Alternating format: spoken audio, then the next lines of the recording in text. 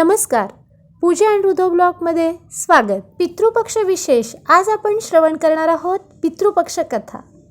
पितृपक्षाचा इतिहास फार प्राचीन आहे आणि त्याच्या उत्पत्तीबद्दल अनेक पौराणिक आणि ऐतिहासिक कथा प्रचलित आहेत. पितृपक्षाच्या आख्यायिकेनुसार जोगे आणि भोगे हे दोन भाऊ होते. दोघेही वेगवेगळ्या घरात राहत होते. जोगे श्रीमंत होता आणि भोगे गरीब होता. दोघांमध्ये प्रचंड प्रेम होतं. जोगेच्या पत्नीला संपत्तीचा खूप गर्व होता, पण भोगेची पत्नी मात्र अत्यंत साध्या मनाची होती. जोगेच्या पत्नीने त्यांना पितरांचे श्राद्ध करण्यास सांगितले. तेव्हा जोगेने श्राद्धाचे हे कार्य व्यर्थ आहे असे समजून टाळण्याचा प्रयत्न केला, परंतु त्याच्या पत्नीला समजले की त्यांनी हे श्राद्ध केले नाही तर लोक गोष्टी घडवून आणतील.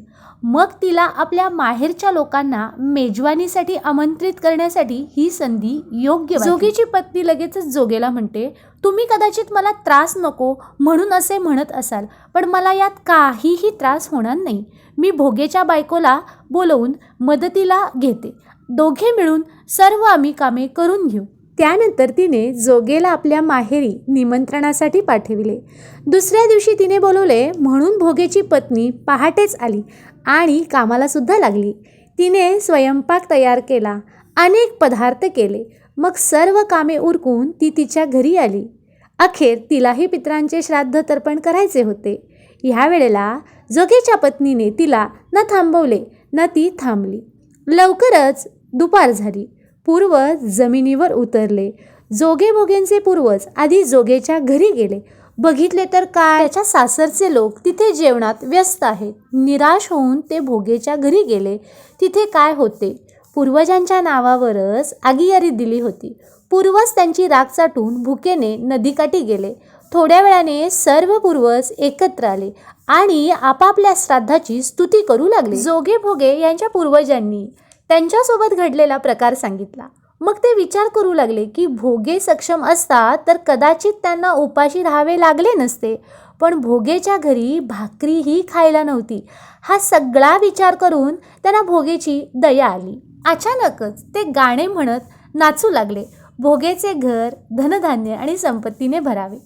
संध्याकाळ झाली. भोगेच्या मुलांना खायला काही मिळाले नाही. त्यांनी आईला सांगितले, मला भूक लागली आहे. तेव्हा त्यांना टाळायचे म्हणून भोगेची बायको म्हणाली, जा, कुंड अंगणात उलटे ठेवले आहे, जा उघडून जे मिळेल ते वाटून घ्या, खा. मुलं तिथे पोचल्यावर बघितले तर काय, टाकी धनाने भरलेली आहे. ते आईकडे धावत धावत आले आणि सर्व काही सांगितले. अंगणात आल्यानंतर भोगेच्या पत्नीने हा सर्व प्रकार पाहिला तेव्हा तिलाही आश्चर्याचा धक्का बसला. अशा रीतीने भोगे श्रीमंत झाला, पण मिळाल्यावर तो अहंकारी झाला नाही. दुसऱ्या वर्षी पितृपक्ष आला. श्राद्धाच्या दिवशी भोगेच्या पत्नीने 56 प्रकारचे पदार्थ बनविले. ब्राह्मणांना बोलवून श्राद्ध केले, भोजन केले, दक्षिणा दिली. सोन्या चांदीच्या भांड्यामध्ये भाऊ वहिनीला जेवण दिले. भोगे आणि त्याच्या पत्नीच्या ह्या कृत्याने त्यांचे पूर्वज खूप आनंदी आणि समाधानी झाले. पितृपक्ष आणि श्राद्धाचा हा विधी वैदिक काळापासून होत असल्याचे इतिहासकारांचे मत आहे. प्राचीन काळापासून पितृपक्ष हा आपल्या पूर्वजांच्या आत्म्याला शांती मिळावी म्हणून करतात, कारण त्यांचा विश्वास आहे की पितरांना संतुष्ट केल्याशिवाय व्यक्तीला त्याच्या जीवनात यश आणि देवाची कृपा मिळू शकत नाही. तसंच पितृपक्षाशी संबंधित कर्णाची देखील एक कथा सांगितली जाते. महाभारत काळात द्वापार युगात श्राद्धाचा तपशीलवार उल्लेख केला आहे.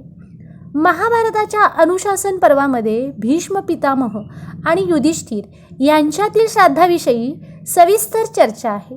महाभारत काळात श्राद्धाचा पहिला सल्ला अत्री मुनींनी महर्षी निमी यांना दिला होता. हे ऐकून निमी ऋषींनी आपल्या मुलाचे श्राद्ध केले. याशिवाय महाभारताच्या युद्धानंतर श्रीकृष्णाच्या सांगण्यावरून पांडवांना त्यांच्या मृत नातेवाईकांचे श्राद्ध सोमवती अमावस्येच्या दिवशी करायचे होते, जेणेकरून त्यांना मोक्ष मिळावा. पण त्यांच्या हयातीत सोमवती अमावस्या कधीच आली नाही. यामुळे संतापलेल्या युधिष्ठिराने सोमवती अमावस्येला शाप दिला की यापुढे सोमवती अमावस्या वर्षातून एकदाच येईल. इतकेच नाही तर याआधी त्रेतायुगात सीतेने दशरथाला पिंडदान दिल्याची कथाही प्रसिद्ध आहे. परंतु पितृपक्षाची सुरुवात ही महारथी कर्णाच्या जीवनाशी संबंधित आहे. असे मानले जाते की कर्णाच्या मृत्यूनंतर जेव्हा त्याचा आत्मा स्वर्गात पोचला तेव्हा त्याला खाण्यासाठी सोने आणि दागिने देण्यात आले. कर्णाला अन्नाऐवजी सोने का दिले जात आहे हे काही समजले नाही. त्याने देवराज इंद्राला अशी वागणूक का दिली असा प्रश्न केला तेव्हा इंद्रदेवाने त्याला सांगितले की त्याने आपल्या संपूर्ण आयुष्यात फक्त सोन्याचे दान केले आहे, कधीही अन्न किंवा पाणी दान केले नाही. इतकेच नाही तर त्यांनी आपल्या पूर्वजांचे तर्पण आणि पिंडदानही केले नाही. हे ऐकून कर्णाने सांगितले की त्याला त्याच्या पूर्वजांबद्दल काहीही माहीत नाही, म्हणून त्याने तर्पण आणि पिंडदान कधीच केले नाही. हे ऐकून इंद्राने कर्णाला आपली चूक सुधारण्याची संधी दिली आणि त्याला 16 दिवसांसाठी पृथ्वीवर परत पाठविले. पृथ्वीवर आल्यावर कर्णाने भक्तिभावाने आपल्या पितरांचे श्राद्ध केले. श्राद्धानंतर अन्न, पाणी, वस्त्रदान केले. असे केल्यावरच कर्णाला मुक्ती आणि समाधान मिळाले. पितरांना मोक्ष आणि समाधान दोन्ही मिळावे म्हणूनच हे 16 दिवस पृथ्वीवर पितृपक्ष म्हणून तेव्हापासून साजरे केले जाऊ लागले. श्राद्ध केल्याने मोक्षप्राप्ती होते तर पिंडदान व तर्पण केल्याने समाधान मिळते. अशी मान्यता आहे की वडिलोपार्जित सर्व वैभवानंतरही पाण्याची कमतरता भासते. त्यामुळे पितर तहानलेले राहतात. यामुळेच तर काळे तीळ मिसळलेले पाणी अर्पण केल्याने पितरांना विशेष समाधान मिळते. तर मंडळी, या तुम्हाला वेगवेगळ्या कथा कशा वाटल्या हे कमेंट सेक्शनमध्ये नक्की सांगा. व्हिडिओ आवडल्यास व्हिडिओला लाईक करा, शेअर करा आणि हो, आपल्या चॅनलला इंटरेस्टिंग ब्लॉग पाहण्यासाठी आजच फॉलो करा. भेटू आपण लवकरच नेक्स्ट अशा इन्फॉर्मेटिव्ह व्हिडिओमध्ये. तोपर्यंत श्री स्वामी समर्थ.